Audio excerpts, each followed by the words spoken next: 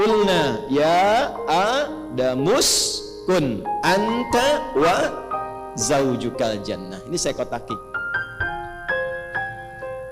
Wa qulna. Kenapa saya tidak kotaki ini? Karena saya akan tunjukkan betapa tinggi dan istimewanya perintah ini. Dan demi keagunganku. Sedikit kita belajar bahasa Arab, Bu. Kalau kita baca Al-Quran, ada kalimat begini ujungnya, na panjang. Dan kata gantinya kalau kembali kepada Allah, misal inna anzalnahu fi lailatil, kan pakai na panjangnya, itu disebut namanya ta'zimun nafsi li ta'zimi sya'ni. Kalau bahasa bebasnya, informasi yang disampaikan itu begitu penting sampai saking pentingnya Allah menyampaikan itu dengan menunjukkan keagungan zatnya. Menerjemahkannya, hei, demi keagunganku aku sampaikan ini yang begitu penting untukmu. Jadi kalau ibu temukan di Quran ngaji ada kalimatnya na, artinya informasi yang disampaikan begitu penting, tidak biasa dan istimewa. Saya ingin tekankan, ketika Allah menyebutkan kata zauj di sini dan sakinah, itu memberikan kesan bahwa kehidupan sakinah dan keberpasangan itu sesuatu yang istimewa, sesuatu yang tidak biasa. Ini poinnya. Di dalamnya ada laki-laki, di dalamnya ada perempuan. Pemahaman yang kedua, ketika Allah menciptakan Adam laki-laki, menciptakan perempuan yang kelak nanti kita kenal dengan nama Hawa, nanti saya kisahkan, itu pun memberikan kesan istimewa. Jadi jangan ibu simpulkan bahwa, maaf, cuma laki-laki yang istimewa. Tidak, perempuan juga istimewa. Saking istimewanya digunakan oleh Allah ta'zimun nafsi, keagungan dirinya untuk menunjukkan keistimewaan penciptaannya. Karena terkait perempuan yang kita bahas, saya khususkan pada aspek fitrah perempuan saja. Maka di titik pertama ini saya ingin tekankan, ketika Allah kemudian memilih kelahiran dari rahim seorang ibu, keluar misalnya laki-laki, keluar perempuan, maka jangan banyak mengeluhkan apapun, karena apa yang telah Allah tetapkan itu istimewa untuk kehidupan kita. Jelas? Lahir perempuan, alhamdulillah. Lahir laki-laki, alhamdulillah. Nanti saat masuk materi kehidupan rumah tangga, saya akan bahas lebih jauh. Tapi singkatnya begini, kalau terlahir satu anak dengan gender apapun yang dilahirkan, itu pasti membawa sifat khusus untuk melengkapi kebahagiaan di rumah tangga. Karena itu tidak ada satupun anak itu yang sifatnya sama, pasti beda.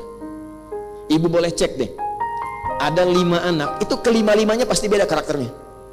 Jangan merasa akan disamakan, tidak. Dan setiap anak itu dia akan membawa karakter yang menyempurnakan kekurangan di ayah ibunya, plus menyempurnakan kebahagiaan di keluarga besarnya. Jadi kalau suami kurang, disempurnakannya oleh istri. Istri kurang, disempurnakannya oleh suami. Suami istri kurang, yang menyempurnakan siapa? Sifat anak-anak. Sifat anak-anak. Makanya berbahagialah ibu kalau ada anak aktif misalnya. Sebab kalau dia diam saja, nggak akan keluar karakter ibu. Kreativitasnya nggak akan muncul. Nah, sini Alex, sini ke mama, diem aja.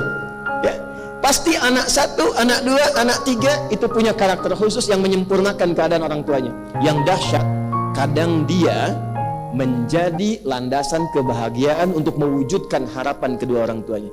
Orang tuanya udah nabung, nggak mampu lama, anaknya divonis bahkan secara medis tidak ideal, ya. Tapi ternyata Allah anugerahkan cepat dia menghafal Quran dan haji kedua orang tuanya justru karena dari anak yang dianggap cacat itu. Makanya hati-hati ya. Maka wazaujuka, ini Adam, yang ini zauj menunjuk kepada pasangannya, perempuan.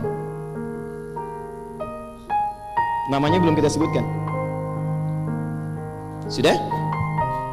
Kesimpulan pertama, saat Allah menciptakan perempuan sebagai pasangan Adam alaihissalam, memberikan kesan yang pertama bahwa perempuan dicipta dalam keadaan istimewa.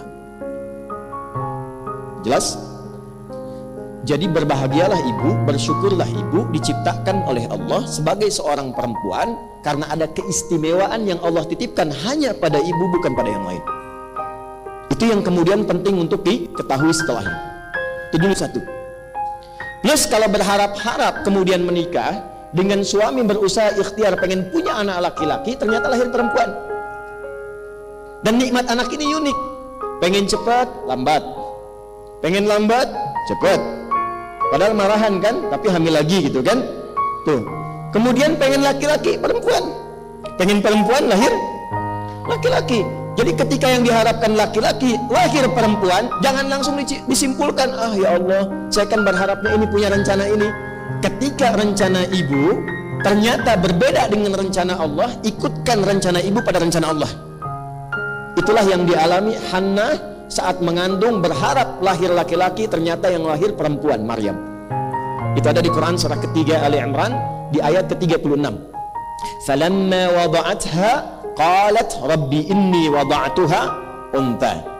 Ketika Hannah lahiran, lahir perempuan. Padahal dengan Imran suaminya itu doanya panjang, pengen laki-laki, pengen laki-laki, sampai mohon maaf sebelum Maryam lahir itu Imran meninggal. Jadi Imran itu tidak menyaksikan kelahiran Maryam. Begitu kemudian lahiran, lahir perempuan. Kata ibunda Maryam, ya, Sayyidah Hannah, ya, rahimahullah, dia berkata, ya Allah, kok perempuan ya?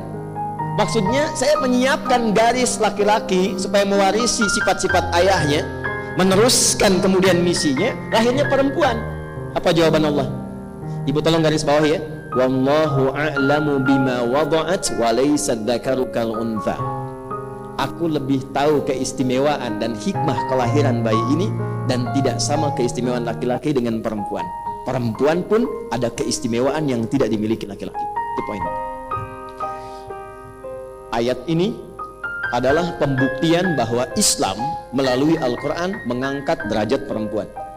Jadi sebelum ada isu-isu di luar tentang gender, tentang perempuan dihormati, dihargai, Islam itu sudah menempatkan sesuai fitrahnya. Jadi Bu, maksud saya, cukuplah ibu ngaji Quran, ngaji hadis, ibu terhormat. Dan yang menempatkan itu Allah. Karena saya melihat aktivis perempuan kekinian itu lebih mengambil teori-teori yang justru dalam teori itu merendahkan derajat perempuan yang sudah Allah tinggikan. Allah sudah bilang, saya membuat keadilan, datang kesetaraan. Setara itu tidak akan pernah adil Bu, karena adil itu tidak harus setara. Yang adil itu diberikan sesuai dengan maslahatnya. Saya tanya ibu deh, ibu punya anak SD, SMP, SMA. Anak SD ibu kasih 10.000. Anak SMP ibu kasih 10.000. Anak SMA ibu kasih 10.000 juga. Saya tanya, setara nggak? Setara, karena sama. Adil tidak? Tidak, karena beban anak SMP tidak sama dengan SD. Beban SMP tidak sama dengan S. Jadi tidak melulu yang harus dimiliki laki-laki, perempuan harus punya. Tidak setiap yang dikerjakan perempuan, laki-laki harus punya. Jadi adil itu tidak harus setara. Problemnya setara, yang dibawa itu kesetaraan, bukan keadilannya. Jelas ke sini? Oke, jadi saya ingin berikan motivasi, bangga dulu sebagai apa? Perempuan. Nanti di pengajian bapak-bapak saya akan sampaikan bangga sebagai laki. Supaya adil. Nah, maaf ya, saya agak semangat, maksud saya supaya betul-betul optimis. Karena saya perhatikan sekarang sudah jadi perempuan pengennya jadi laki-laki. Ya, ada yang sebaliknya juga. Ada razia, begitu ketangkap, nama siapa? Nia Pak. Nama Nia. Nama lengkap yang betul, Kurniadi. Udah singkat tuh. Satu. Dah. Sampai di sini dipahami?